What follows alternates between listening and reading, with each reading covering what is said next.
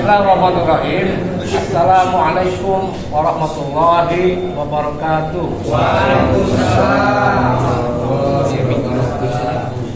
Alhamdulillahirabbil alamin. Wassalatu wassalamu ala asyrafil anbiya'i wal mursalin sayyidina Muhammadin wa ala alihi wa sahbihi ajmain.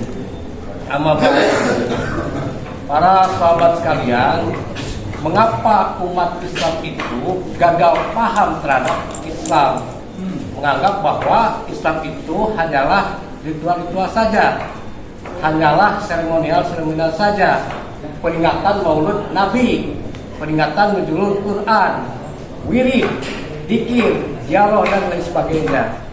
Nah, mengapa umat Islam tidak bisa memahami bahwa Islam itu sebenarnya adalah ajaran yang komprehensif, ajaran yang menyeluruh, ajaran yang kafah, bukan hanya soal taharah saja, bukan hanya soal budaya saja, tetapi juga soal politik, soal ekonomi, soal hukum, soal pemerintahan dan lain sebagainya. Bahwa Islam itu adalah satu pandangan dunia, satu world view yang mengajarkan kepada manusia bagaimana mereka harus menjalani hidupnya, baik sebagai individu maupun sebagai masyarakat.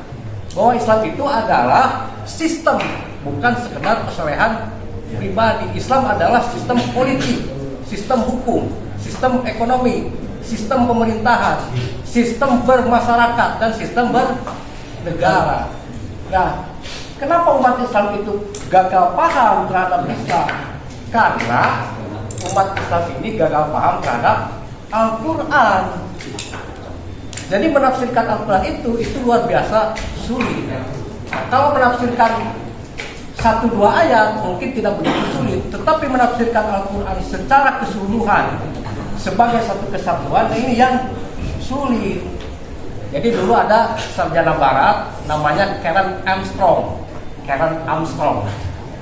Jadi si Karen Armstrong ini dia adalah peneliti sejarah perjuangan Muhammad Rasulullah SAW. Beliau menulis buku tentang sirah Muhammad Rasulullah SAW. Nah, si Karen Armstrong ini dulu dia pernah melakukan eksperimen. Dia membagikan 100 eksemplar Al-Quran yang sudah diterjemahkan kepada 100 orang Jepang. Nah, kemudian 100 orang Jepang ini diminta untuk membaca, diminta untuk mengkaji, diminta untuk mempelajari Al-Quran. Nah, setelah selesai, maka 100 orang Jepang ini ditanya tentang isi dan kandungan Al-Quran. Kira-kira Al-Quran itu bercerita tentang apa? Nah, alhamdulillah dari 100 orang Jepang ini tidak ada satupun yang mengerti, tidak ada satupun yang paham Al-Quran itu berbicara soal apa.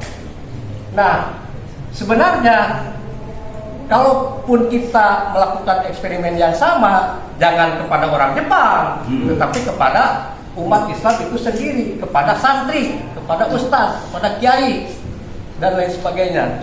Suruh mereka bisa mempelajari Al-Quran, kemudian tanya apa isi dan kandungan Al-Quran, bukan tafsir atau terjemah atau maksud 1-2 ayat. Itu barangkali tidak terlalu susah. Tapi Al-Quran secara keseluruhan, Al-Quran sebagai satu kesatuan itu kira-kira berbicara tentang apa? Nah, insya Allah hasilnya akan pasti sama dengan orang Jepang tadi, tidak ada yang mengerti. Nah, karena mempelajari Al-Quran itu luar biasa sulit, maka umat Islam itu lebih memilih belajar fikih yang lebih mudah dari Al-Quran. Nah, itulah sebabnya kenapa pemahaman umat Islam ini tidak pernah beranjak dari fikih, tidak pernah jauh-jauh dari fikih, seperti NU dan Mulyono. NU tidak pernah jauh-jauh dari Mulyono, dan Mulyono pun tidak pernah jauh-jauh dari NU. Siapa Mulyono? Hidup Mulyono. Hidup Mulyono. Kenapa? Karena yang diajarkan kepada umat Islam itu kan fikih. Yang dipelajari oleh para ustadz, para kiai sampai jauh-jauh ke Timur Tengah juga fikih, bukan Al-Quran. Nah, Apa buktinya bahwa umat Islam ini gagal paham terhadap Al-Quran? Banyak sekali bukti, luar biasa banyak, sangat banyak. Salah satunya adalah soal kepemimpinan. Jadi para sahabat sekalian, kalau kita ditanya apa yang paling penting di dalam jasad manusia, di dalam binatang, di dalam komunitas, di dalam ormas, di dalam partai politik atau negara, pasti jawabannya adalah kepemimpinan atau pemimpin. Wujud kepemimpinan di dalam jasad manusia itu adalah kepala, atau dalam binatang itu kepala. Jadi semut yang kecil itu pasti akan mati kalau dia tidak punya kepala. Nah, bagaimana dengan binatang yang lebih besar? Misalnya gajah atau badak. Apakah gajah bisa hidup kalau dia tidak punya kepala? Nah, dulu itu orang mati itu dikatakan kalau orang dikatakan mati kalau jantungnya berhenti. Sekarang secara medis orang dikatakan mati itu bukan karena jantungnya berhenti, karena jantung yang berhenti ini masih bisa disetrum gitu ya, dipacu. Nah, secara medis orang itu dikatakan mati kalau otak di dalam kepalanya mati. Jadi jantung yang rusak itu atau jantung yang sakit itu masih bisa diobati. Kalau bahkan mungkin kalau bisa diganti, transplantasi. Tapi kalau otak yang mati, ya di end, selesai, tamat, alias mati. Kan begitu. Nah, kemudian misalnya koloni lebah itu, kalau ratu lebahnya mati, itu pasti dipastikan semua anggota koloni ini akan mati. Begitu juga dengan koloni semut atau koloni-koloni yang lain. Nah, bagaimana dengan ormas? Ya baik ormas Islam ataupun ormas non-Islam atau partai, itu kalau tidak ada ketuanya ya pasti bubar. Kalau tidak punya legalitas atau dibubarkan oleh negara, masih ada harapan, masih ada berjalan. Seperti misalkan HTI gitu kan. Mereka. Tapi kalau misalkan tidak punya pemimpin, tidak ada kepemimpinan, ya pasti bubar. Nah, bagaimana dengan negara? Ya sama juga, negara itu kalau tidak ada kepala negaranya, ya pasti juga bubar. Jadi para sahabat sekalian, jelas bahwa baik itu di dalam sistem biologis maupun di dalam sistem sosial, maka yang paling penting itu adalah kepemimpinan atau pemimpin. Nah, sekarang pertanyaannya, apakah umat Islam itu punya pemimpin? Jawab, ada yang mau jawab. Ada yang mau menjawab atau tidak ada? Apakah umat Islam itu punya pemimpin? Sebagai saja. Sebagai perbandingan misalnya, apakah umat di luar umat Islam, misalkan umat Kristen Katolik, apakah mereka punya pemimpin? Nah, inilah yang aneh. Ini kan ajaib luar biasa. Jadi umat Islam ini makhluk yang paling aneh di muka bumi. Kenapa? Karena kalau ditanya pemimpin agama lain, pada umumnya tahu. Tapi kalau ditanya siapa pemimpin umat Islam, tidak tahu. Kan begitu. Nah, tadi pemimpin nggak salah. Nah, tahun 90-an, pemimpin tertinggi gereja Katolik, siapa tadi? Paus Yohanes Paulus II itu meminta maaf kepada umat Islam atas terjadinya peristiwa perang salib di masa lampau. Nah, kenapa Paus yang hidup hari ini bisa minta maaf untuk peristiwa yang terjadi berabad-abad yang silam? Karena kepemimpinan itu adalah institusi. Kepemimpinan itu bukan person. Jadi Paus yang bertahta hari ini bukan hanya memimpin umat Katolik yang hidup hari ini saja, tetapi memimpin gereja Katolik dan memimpin umat Katolik sejak gereja Katolik itu berdiri di masa lalu. Sampai kapan? Sampai akhir zaman. Nah, inilah konsep kepemimpinan yang benar, bahwa kepemimpinan ini satu kesatuan, bukan person. Bukan hanya dalam gereja Katolik gitu kan, semua konsep kepemimpinan harusnya begitu. Nah, itulah sebabnya mengapa di dalam gelar kepemimpinan misalkan kepemimpinan gereja atau negara ini ada angka di belakangnya. Jadi misalnya Paulus Yohanes II itu tausil atau tawasul, bahwa sebelum dia itu artinya ada Paus yang pertama. Nah, Paus yang Yohanes kedua ini kemudian dilanjutkan Paus Benediktus ke-16. Nah, artinya sebelum dia itu ada Paus Benediktus ke-1 sampai Paus ke-15. Nah, begitupun misalnya kalau kita lihat pemimpin negara. Raja Inggris yang bertahta hari ini adalah King Charles ke-3, anak dari Queen Elizabeth ke-2, cucu dari Raja George ke-6, cicit dari Raja George ke-5. Dan umat Islam kan tidak tahu itu. Ini beda masalahnya. karena tidak punya pemimpin. Ya karena tidak punya pemimpin. Nah, buktinya apa? Buktinya tadi salah satu kepemimpinan tadi. Nah, Paus Yohanes Paulus kedua inilah yang meminta maaf kepada umat Islam atas terjadinya perang salib sekian abad yang lalu. Persoalannya, siapakah yang bisa menjawab pertanyaan Paus ini? Kan tidak ada, karena tidak ada pemimpin umat Islam. Siapakah yang punya hak, punya otoritas, punya kewenangan, punya tanggung jawab untuk menjawab pertanyaan Paus itu? Misalnya, permintaan maaf Anda kami terima karena Anda dan kami itu sama-sama punya kesalahan, sama-sama punya khilaf di masa lalu, misalnya. Atau permintaan maaf Anda tidak bisa kami terima, mendingan kita lanjutkan lagi perang salib ini ke-8. Karena apa? Karena menurut para sejarawan perang salib itu 7 jilid. Nah, siapakah yang punya hak, punya otoritas untuk menjawab itu? Apakah Gus Yahya? Tidak bisa, karena Gus Yahya itu bukan pemimpin umat Islam. Gus Yahya itu ketua PBNU, dan itu tidak ada kaitan dengan perang salib. Apakah Gus Yakut? Ya jangankan Gus Yakut, bosnya Gus Yakut itu si Mulyono itu tadi kalau nanya, itu bosnya Gus Yakut.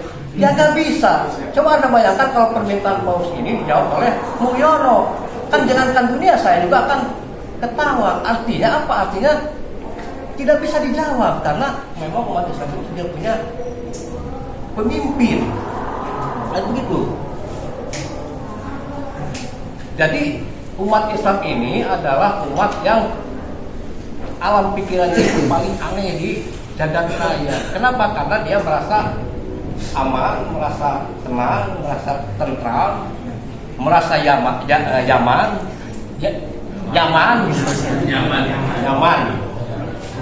merasa enjoy saja, merasa aman dan baik-baik saja ketika tidak punya pemimpin.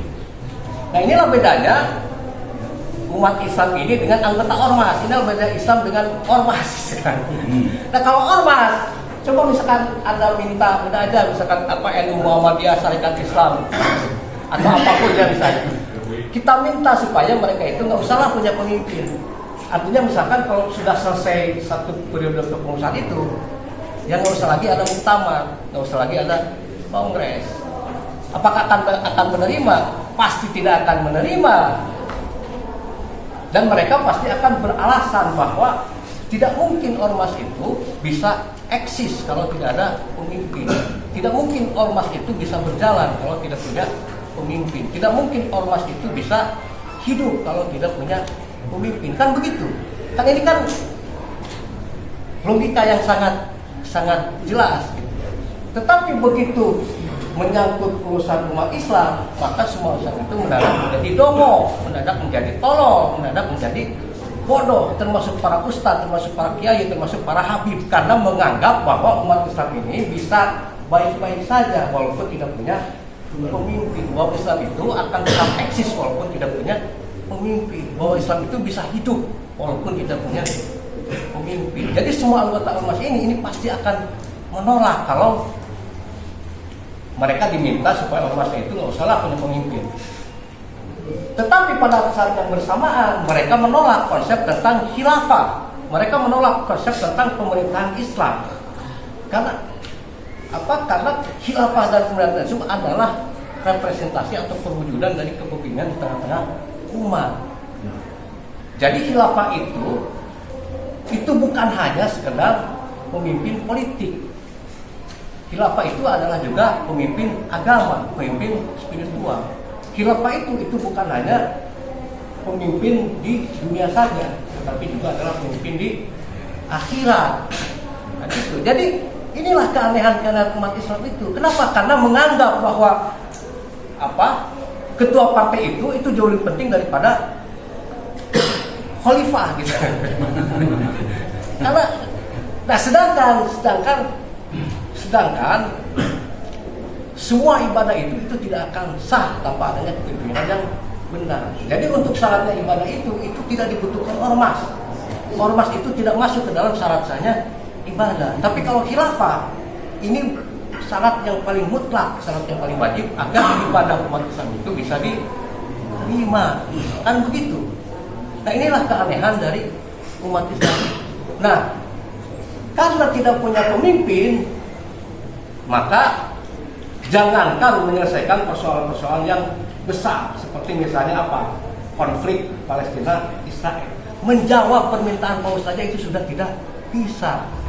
Jadi jangan harap perselisihan soal nasab Habib-Habib itu akan ada penyelesaian, karena memang tidak ada yang punya otoritas untuk memutuskan perkara mana yang baik dan mana yang benar dan mana yang salah, karena hak, otoritas, kewenangan, tanggung jawab untuk memutus perkara, untuk memutus perselisihan di tengah-tengah umat itu bukan berada pada tangan ulama, bukan berada pada tangan atau di tangan Roma Irama, bukan berada di tangan ormas atau lobito-lobito. Hak, kewenangan, otoritas dan tanggung jawab untuk menyelesaikan persoalan umat itu hanya ada di tangan pemimpin, hanya ada di tangan ulil amri, hanya di tangan Amirul Mukminin atau khalifah. Jadi khilafah itu bukan hanya syarat mutlak untuk sahnya ibadah, tapi khalifah juga adalah syarat mutlak yang paling wajib untuk kemaslahatan umat. Nah, mana dalilnya? Ya nggak butuh dalil, karena ini kan rumus yang paling standar, konsep yang paling logis, bahwa tidak mungkin kemaslahatan umat itu akan bisa tercapai kalau tidak adanya kepemimpinan di tangan umat Islam, di dalam tubuh umat Islam.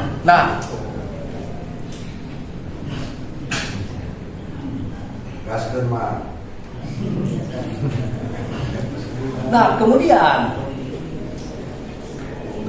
mengapa umat Islam itu tidak punya pemimpin? Apakah karena Al-Quran tidak mengajarkan soal kepemimpinan ini? Bukan karena Al-Quran tidak mengajarkan soal kepemimpinan, tetapi karena umat Islam yang tidak mampu menafsirkan, membaca Al-Quran. Karena yang mampu mereka baca itu adalah fikih. Nah, padahal kalau kita bedah Al-Quran itu dari A sampai Z, semua ayat Al-Quran itu hanya bercerita satu soal saja, yaitu soal kepemimpinan. Islam sebagai rahmatan lil alamin itu, atau tauhid berkenan itu sebetulnya adalah konsep tentang kepemimpinan, bukan konsep tentang etika, bukan konsep tentang attitude, bukan konsep tentang kesolehan pribadi. Karena Islam sebagai rahmatan lil alamin itu tidak mungkin, mustahil diwujudkan melalui tanggung jawab pribadi, melalui kesolehan orang per orang. Islam sebagai rahmatan lil alamin itu hanya bisa diwujudkan di dalam sistem negara Islam. Dengan kata lain di dalam institusi kepemimpinan. Nah, jadi umat Islam itu tidak punya pemimpin bukan karena Al-Quran tidak mengajarkan soal kepemimpinan, tapi karena umat Islam yang tidak mampu memahami ajaran Al-Quran soal kepemimpinan. Nah, sesungguhnya bukan karena Al-Quran itu sulit, tetapi karena metode berpikir kita yang keliru, karena cara berpikir kita yang salah. Karena para ulama itu selalu menafsirkan Al-Quran ini hanya dengan melihat teks-teksnya saja. Nah, inilah sumber kesalahan itu, tidak melihat konteks. Nah, saya ambil analogi misalkan, di dalam, ini nggak apa-apa Mas, di dalam cangkang atau kemasan rokok ini ada ditulis merokok sebabkan kanker bla bla bla gitu. Nah, dulu itu kalimatnya ini lebih tegas. peringatan pemerintah rokok menyebabkan bla bla bla. Nah, coba misalkan kita bayangkan kalau rokok ini terkubur selama 1000 tahun. Baru kemudian setelah 1000 tahun ada orang yang menemukan rokok ini dan membaca tulisan di dalamnya. Rokok menyebabkan bla bla bla. Nah, kira-kira apa banyak atau pemahaman yang muncul di dalam orang tersebut yang hidup 1000 tahun setelah hari ini? Nah, kalau dia tidak melihat konteksnya pasti akan mudah terjebak. Bisa jadi dia sangat mudah menerjemahkan bahwa 1000 tahun yang lalu itu ada negara yang mengharamkan atau melarang warga negaranya untuk merokok. Nah, inilah bahayanya kalau kita membaca teks tanpa konteks. Jadi tidak ada teks yang bisa dipahami, yang bisa dimengerti, yang bisa ditafsirkan melihat konteks. Dan menafsirkan teks tanpa konteks itu berbahaya. Karena orang dengan mudah akan terjebak pada salah paham.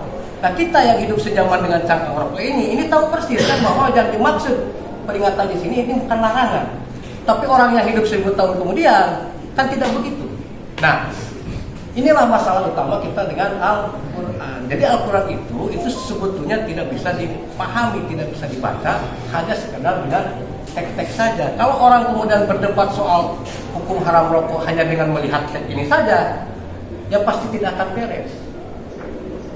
Nah, jadi kembali bahwa untuk bisa memahami Al-Quran, untuk bisa membaca dan menafsirkan Al-Quran itu, maka kita harus melihat konteks di mana Al-Quran itu diturunkan, yaitu di dalam masyarakat jahiliyah yang masih berada dalam taraf pra-negara. Jadi para sahabat sekalian, kalau kita bagi masyarakat itu, maka masyarakat itu hanya dua. Satu, masyarakat bernegara,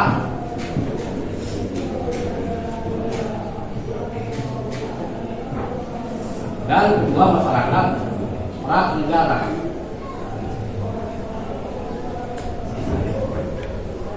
Nah, bagaimana masyarakat bernegara itu? Ya gampang sekali, karena kita hidup di dalamnya. Kita hidup di dalam masyarakat yang sudah bernegara.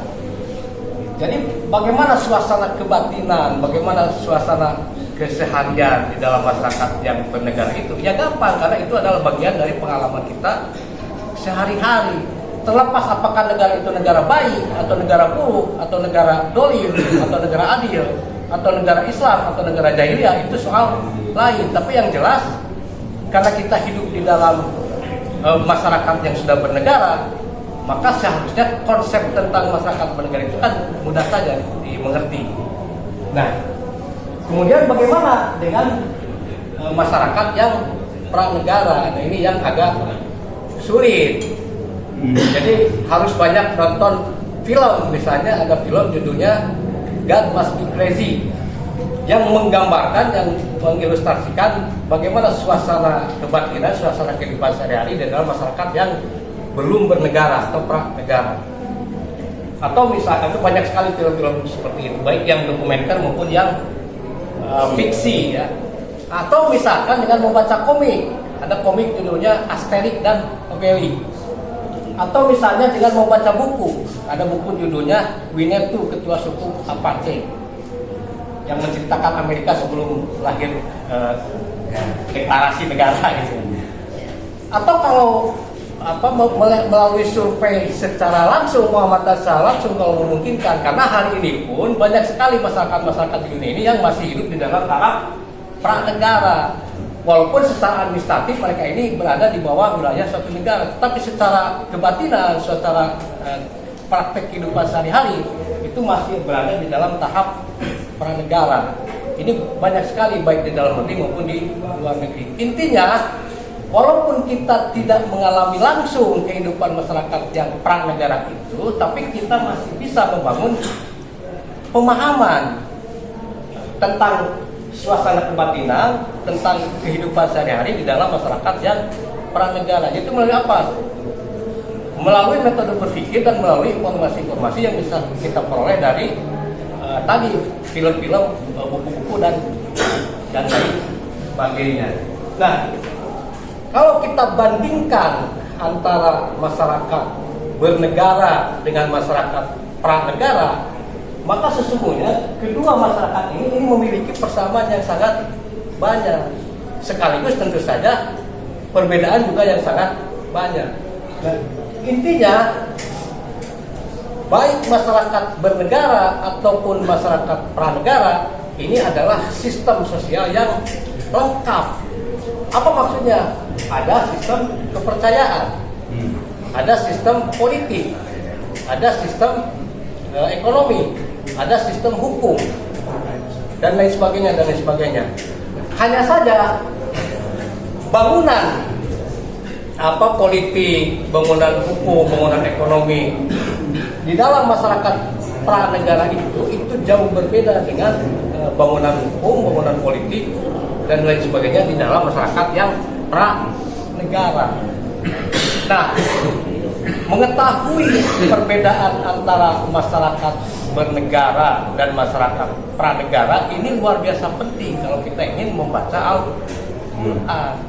Karena Al-Quran itu tidak bisa dibaca tanpa melihat konteks. Jadi ini adalah salah satu kunci. Kenapa? Karena Al-Quran itu sejatinya dia adalah dokumentasi tentang apa? Tentang transformasi masyarakat, tentang perubahan masyarakat dari masyarakat pranegara menjadi masyarakat bernegara. Esensi Al-Quran itu. Kalau ditanya apa Al-Quran itu bercerita tentang apa Al-Quran itu bercerita tentang transformasi dari masyarakat pranegara menjadi masyarakat bernegara. Jadi bagaimana kita membaca Al-Quran itu? Misalnya, saya kasih ilustrasi tentang bagaimana kita membaca hukum, ayat-ayat yang berkaitan dengan hukum.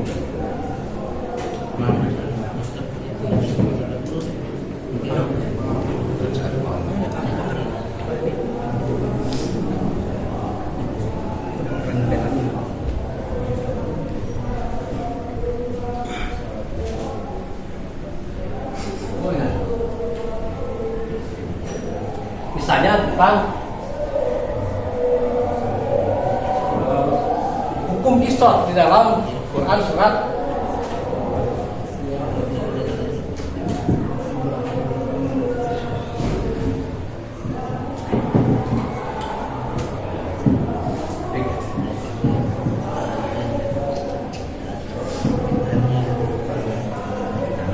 Jailulillah malum kutiba alaikumul qisas fil qatl al-huruf bil hurri al-abdu bil abdi.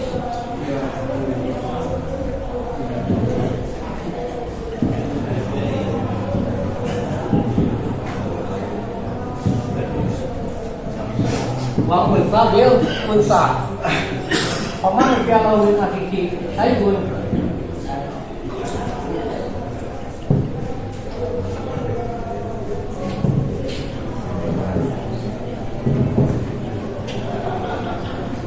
Saya pilih saja dulu.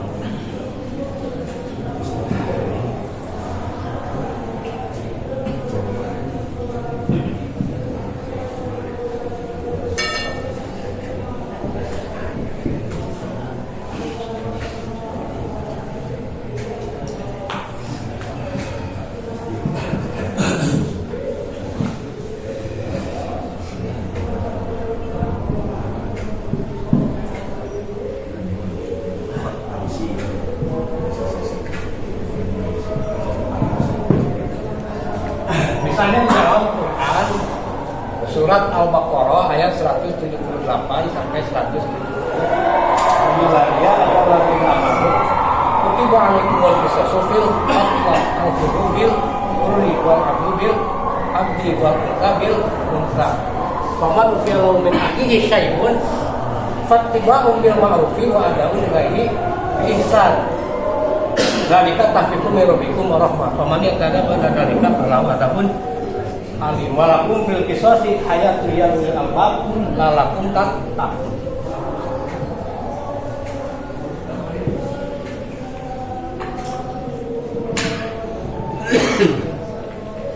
Nah, di dalam hukum qisas ini itu sebetulnya ada dua unsur, ada dua bagian. Unsur yang pertama itu adalah unsur hukum jahiliyahnya, dan unsur yang kedua itu adalah unsur hukum Islamnya. Nah, mana yang unsur hukum jahiliyah itu? Al-qisasu fil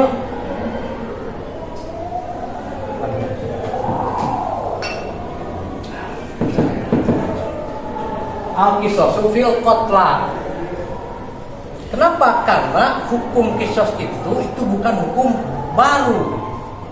Hukum qisas itu bukan hukum yang murni berasal dari Islam. Hukum qisas itu sudah ada ribuan tahun dan hidup di tengah-tengah masyarakat Arab Jahiliyah jauh sebelum Muhammad diutus di kota Mekah. Nah, jadi inilah bagian yang hukum jahiliyahnya. Nah, mana bagian hukum Islamnya? Bagian hukum Islamnya itu dari mulai ya ayyuhalladzina amanu kutiba sampai dengan la'allakum tattaqun. Malah. Nah, sebetulnya tempat atau letak kedua unsur jahiliyah dan Islam itu bukan pada penggalan kata gitu kan, pada penggalan. Tetapi secara keseluruhan, secara umum, semua hukum-hukum Islam itu pasti pasti ada cikal bakalnya, ada cikal bakal, ada asal usulnya. Jadi baik itu hukum tentang waris, bukan hanya tentang qisas, hukum tentang pernikahan dan lain sebagainya itu semuanya ada cikal bakalnya dari hukum jahiliyah. Nah, jadi apa yang dilakukan oleh Islam itu? Nah, yang dilakukan Islam itu adalah memodifikasi, mengupgrade, menyempurnakan hukum-hukum yang sudah ada yang hidup sebelumnya di dalam hukum jahiliyah. Nah, kemudian yang sangat penting, modifikasi atau upgrade itu bukan hanya yang berkaitan dengan matan saja atau berkaitan dengan isi klausul, tetapi upgrade atau penyempurnaan itu yang jauh penting adalah menyangkut soal status, soal kedudukan, soal derajat hukum. Jadi kalau kita baca kitab ini, di masyarakat jahiliyah itu sudah ada hukum, tetapi hukum di dalam sistem masyarakat jahiliyah itu bukan hukum dalam bentuk undang-undang. Nah, Islam itu meningkatkan status, meningkatkan derajat hukum yang ada di dalam hukum jahiliyah ini dari hukum yang sifatnya informal, dari hukum yang kita katakan sebagai adat istiadat, menjadi hukum yang bersifat formal, menjadi hukum positif, menjadi hukum dalam bentuk undang-undang sebagaimana yang biasa kita temukan di dalam semua sistem bernegara dimanapun secara umum. Nah, dengan apa Islam melakukan itu? Itu melalui statement ya ayyuhalladzina amanu kutiba. Itu yang pertama, satu. Nah, kemudian kedua, karena hukum di dalam jahiliyah ini adalah hukum yang sifatnya lebih mirip adat istiadat, maka objek hukum dan tujuan hukum itu tidak pernah disebutkan, kan begitu. Nah, inilah perubahan yang paling penting di dalam matan. Jadi Di dalam ayat ini disebutkan objek hukumnya itu siapa? Yaitu al-hurru bil hurri, orang merdeka dengan orang merdeka. Wal abdu bil abdi, hamba saya dengan hamba saya. Wal unsa bil unsa, dan wanita dengan wanita. Nah, tujuan hukumnya mana? Tujuan hukumnya adalah walakum fil qisosi hayatun ya lil al-ma'lakum tattaqun. Di dalam hukum yang masih berbentuk adat istiadat itu kan tidak ada tujuan hukumnya. Misalkan ada pohon besar, kenapa jangan ditebang? Karena ada penunggunya. Kan begitu kalau bunyi hukum adat istiadat itu. Bukan bahwa itu ada upaya untuk melestarikan alam, tapi karena di sana ada penunggunya, gitu. Jadi tidak boleh ditebang. Nah, masyarakat Arab jahiliyah itu melaksanakan hukum qisas ribuan tahun sebelum Islam datang. Ini tidak tahu itu tujuannya untuk apa dasar mereka melaksanakan hukum qisas. Nah, makalah kemudian di dalam kisah itu dijelaskan terkait masalah tujuan hukum ini, termasuk siapa yang menjadi objek hukum. Di dalam hukum jahiliyah itu tidak disebutkan. Karena apa? Karena dasar dari hukum qisas itu adalah adalah jiwa, jaminan perlindungan, jaminan keamanan. Jadi kalau tidak ada maka tidak ada qisas. Nah, jadi kalau kita baca ini betul-betul, ini adalah statement tentang perubahan dari masyarakat pranegara menjadi masyarakat bernegara di wilayah hukum. Kenapa? Karena mendeklar hukum menjadi undang-undang ini butuh banyak syarat dan memiliki banyak konsekuensi. Nah, apa misalkan syarat supaya hukum ini dideklar menjadi undang-undang? Yaitu pertama adanya pemerintahan yang bertanggung jawab. Yang kedua apa? Yang kedua ada wilayah yurisdiksi hukum. Yang ketiga apa? Yang ketiga ada otoritas yudikatif. Itu syarat paling minimal. Belum lagi syarat-syarat supaya hukum ini bisa dideklar menjadi undang-undang. Nah, kemudian apa konsekuensinya? Ya, konsekuensinya paling tidak kan harus ada aparat penegak hukum, harus ada lembaga peradilan, harus ada administrasi hukum, harus ada hukum acara. Nah, jadi kalau kita baca ayat ini jangan terjebak ke dalam matan, ke dalam isi, karena isi ini kan dinamis dan tentatif. Tetapi yang fundamental di sini adalah perubahan hukum dari status hukum informal atau hukum adat istiadat menjadi hukum dalam bentuk undang-undang, menjadi hukum positif, menjadi hukum formal. Nah, karena apa? Karena di dalam hukum di dalam masyarakat pranegara, hukum itu tidak bisa berbentuk undang-undang. Karena apa? Karena tidak ada orang yang bisa mendeklar. Kan tidak ada yang bisa mendeklar. Siapa? Karena itu hanya bisa dideklar oleh otoritas, oleh kepemimpinan. Nah, barangkali para ikhwan sekalian, karena sudah sore, ini saya harapkan mungkin saja nanti ditonton saja di kelanjutannya, karena ini juga sebetulnya materi ke-17 kalau di channel YouTube. Barangkali itu saja yang bisa saya sampaikan untuk kesempatan kali ini. Wabillahi taufiq wal hidayah. Assalamualaikum warahmatullahi wabarakatuh.